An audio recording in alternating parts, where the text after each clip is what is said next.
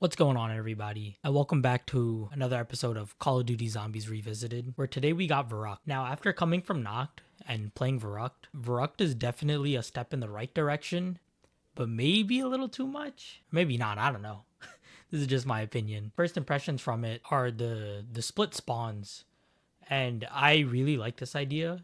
I wish they would bring it back for a couple of more maps.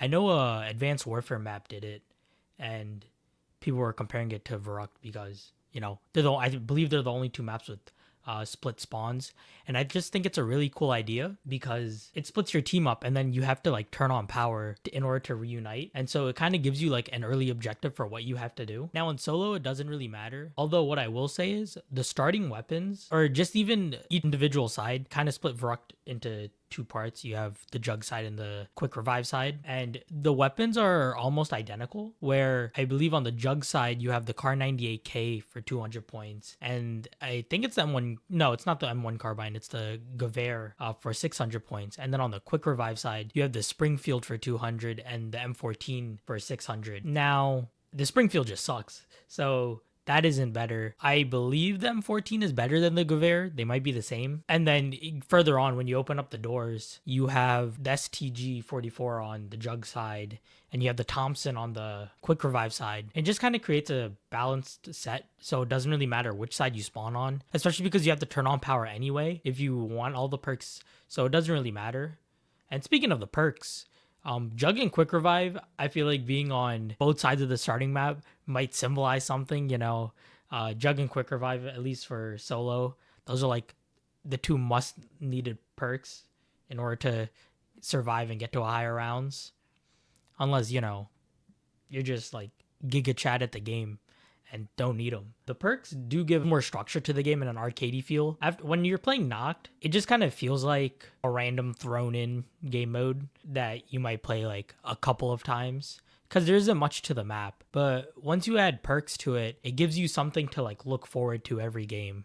And once you get them, you immediately see the difference that they affect onto the game. The other thing is I didn't know Quick Revive doesn't work in solo.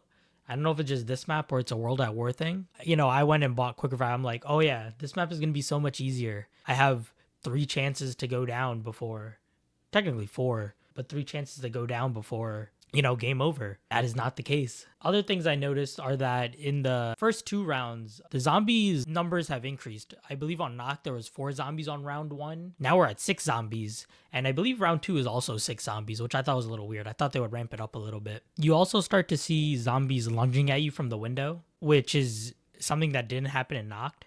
And it actually causes you not able to camp as much. On Noct, something that I would especially do in the top room of the map, all the way in the backside, I would just kind of hug the window, and I could just keep putting the walls up, and the zombies would just have to keep tearing them down, and they would never attack me from the wall. So I could just camp there and keep looking forward and killing all the zombies coming towards me, and then afterwards I could check the window. But now that they're lunging at you, you're not able to mindlessly just wall them off because they will attack you, which is something that was definitely needed, and it stops you from AFKing the last zombie if he's in the window and stuff like that. And then things go pretty smoothly. The rounds are going by a lot faster. It feels a lot better to play than Noct, especially multiple times. So now when you fail and you start a new game, it doesn't take as long to get back to where you started because the rounds are going by a lot quicker, which feels really nice.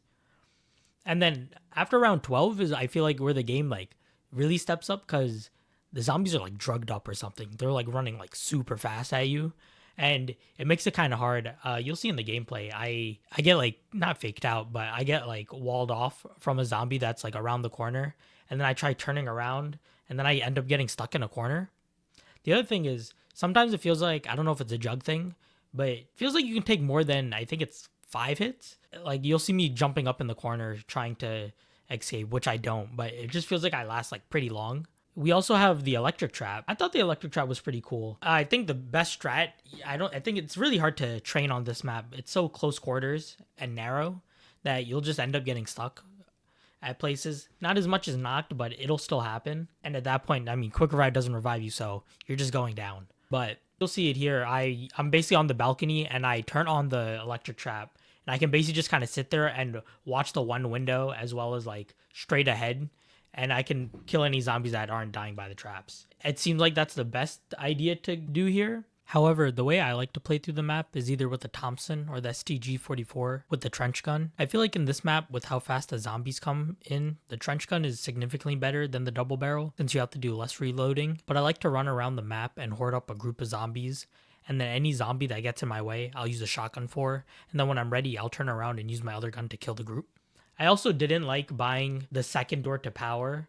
I like keeping that blocked off. So if I was doing like a semi type of training, I would run into the power room and then I would stand at that wall and just shoot all the zombies coming into the room. But other than that, I feel like this map is definitely in a step in the right direction and is better than Knocked. It just feels like it's kind of like Knocked kind of 2.0 to me, where it's still basic, but you can see that the idea of where zombies is headed to, as in starting from nothing and kind of getting powerful from there. But yeah, other than that, it's a cool map.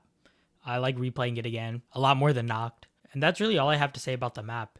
It's still kind of basic, but improves on what Knocked was missing. So let me know what you guys think of the map. And if you made it this far, I'd appreciate if you liked and subscribed to the channel. I plan to do this for every single map. And I'll see you in the next one where I play Shinonuma.